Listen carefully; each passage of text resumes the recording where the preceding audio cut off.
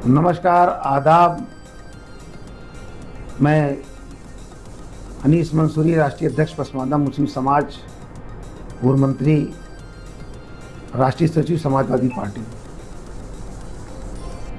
मैं आज एक आपसे रूबरू होकर के कुछ बात कहना चाहता हूं कि जो देश के संकट से जुड़ा हुआ है।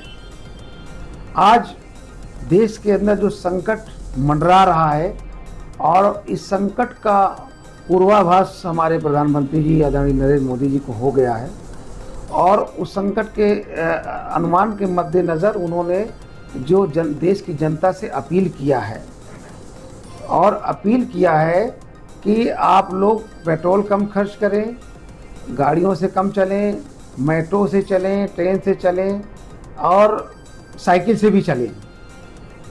उन्होंने पेट्रोलियम बचाने के लिए कहा कि इससे देश का पेट्रोलियम की खपत कम होगी और देश की आर्थिक स्थिति सुधरेगी, पर्यावरण भी सुधरेगा।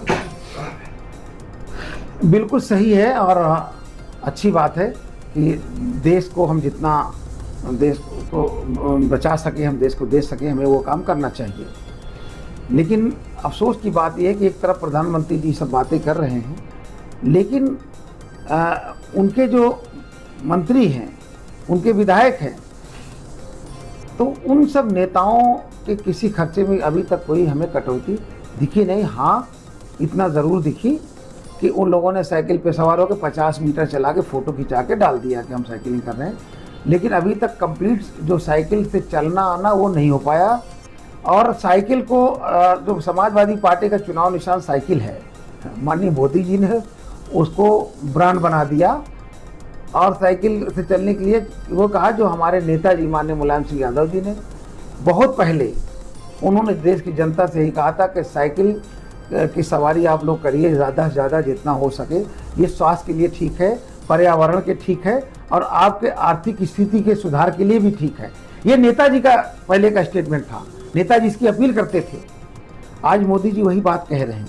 लेकिन मैं ये पूछना चाहता हूँ कि आपने कहा कि इन सब चीज़ों को ना इस्तेमाल करें, लेकिन इलेक्ट्रिक बाइक है, इलेक्ट्रिक स्कूटर है, तमाम ईवी की गाड़ियाँ छोटी बड़ी तमाम सब आ गई हैं, तो और इलेक्ट्रिक कार भी आई हैं।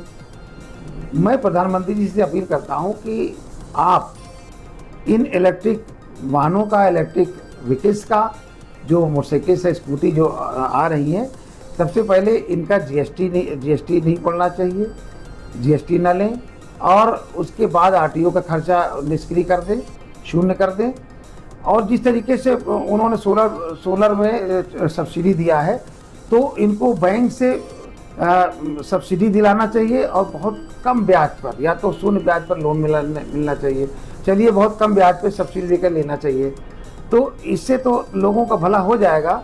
लेकिन प्रधानमंत्री जी को सबसे पहले अपना कैरेक्टर दिखाना पड़ेगा जनता के लिए। देखिए, मैंने ये तमाम टैक्सेस हैं, हमने जीएसटी माफ़ किया, हमने आरटीओ का टैक्स माफ़ किया, हमने ये गाड़ियों में इसमें हमने छूट दिया, बैंकों से हमने संपर्क किया आपके लिए।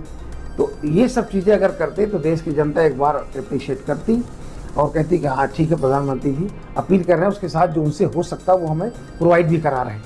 लेकिन आप इन सब चीज़ों का नाम नहीं ले रहे हैं, आपके टैक्सेस वैसे हैं, सब कुछ वैसे चल रहा है, तो आप देश की मदद क्या कर रहे हैं? देश की गरीब जनता, जो हमारे गरीब मजदूर पसमानदा तबके के लोग हैं, उनकी आप क्या मदद कर रहे हैं? हाँ, साइकिल भी चलने की अपील किया है, तो बहुत हम भी आज भी कहते हैं चलना चाहिए। आपके मंत्री साइकिल से 50 मीटर दूर चल करके और फिर वो अपने गाड़ी पे हो जाते हैं। तो अभी देश के अंदर जो आपके इस ऐलान का आपके ही मंत्रियों और विधायकों पर भी कोई असर नहीं पड़ा है। इसलिए मैं कहना चाहता हूँ कि देश को आर्थिक संकट से उभारने के लिए सबसे पहले आपको मिसाल बनना पड़ेगा, आपके मंत्रियों को मिसाल बनना पड़ेगा, ब्यूरोक्रेट्स को मिसाल बनना पड़ेगा, तब जा करके आम जनता पर इसका प्रभाव पड़ेगा। लेकिन जब एक तरफ आप अपील करते, दूसरी तरफ वही जनता पलट कहती है आप तो सारे मौज कर रहे हैं, आप तो 800 करोड़ के जहाज़ पे आप उड़ रहे हैं, आप धीरे धीरे दौरा कर रहे हैं, आपके पास तमाम आपको सजाने संवारने के लिए दर्जनों वहाँ पर पार्लर वाले हैं, आपके एक एक कपड़े लाखों करोड़ों में आप पहनते हैं। जो इतना खर्चीलू प्रधानमंत्री हो, वो इतने आसानी से कह दिया कि कम खाइए, कम करिए, तेल कम खाइए, सब करिए, अपील कर गया। अरे आप अपने भी पहले आपको अपना कैरेक्टर पेश करना चाहिए कि हमने ये सब बंद किया और आप भी बंद करिए, तब तो एक बात ठीक थी। लेकिन आप सब कुछ आप जनता पे मर देना चाहते हैं। इससे पहले जब कोरोना काल का समय आया तो आपने देखा कि देश संकट में जूझ रहा है और तमाम लाखों लोग मरेंगे इस कोरोना काल में, तो आपके पास ना तो अस्पताल थे, ना दवाइयाँ थी, ना तो डॉक्टर्स थे, ना लेबोरेटरीज थी, और ना आपके पास कोई संसाधन थे कि आप उनकी कोई मदद कर सकते थे। सीधे सीधे आप इस देश के आगे सरेंडर हो गए।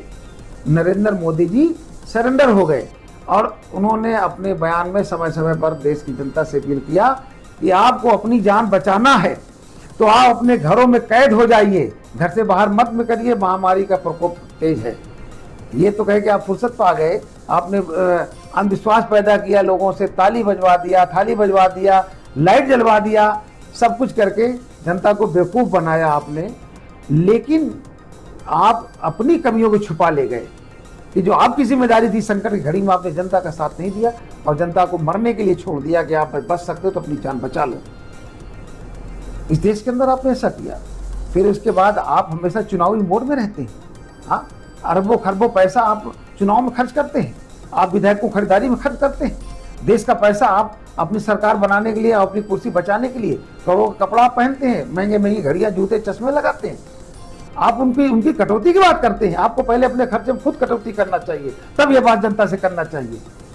लेकिन आपने तमाशा बना दिया, आपने अपील कर दिया कि जनता से कि आप आर्थिक संकट से बचना है तो आप अपने खर्चे में कटौती कर दीजिए, हम अपने खर्चे में कोई कटौती नहीं करेंगे।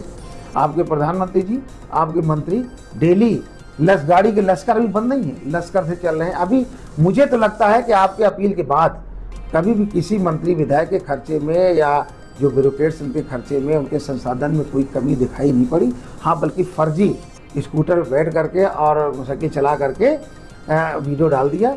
और आपके उत्तर प्रदेश के हज कमेटी के अध्यक्ष, उन्होंने आज बुलेट की सवारी की, बुलेट से आज आ रहे हैं अपने आप को हम बुलेट चलेंगे। तो बुलेट कम तेल खाती, पेट्रोल खाती है, 25 के एवरेज देती है, सबसे ज़्यादा खर्चा तो वही कर रहे हैं। अरे उन्हें साइकिल चलना चाहिए, बुलेट चल रहे हैं, बात तो वही हो गई। तो ये आपके मंत्रियों का हाल है, आपके विधायकों का हाल है। तो पहले अपने कुनबे में आप वहाँ से सब कंट्रोल करके तब जनता से अपील करते तो ज़्यादा बेहतर होता।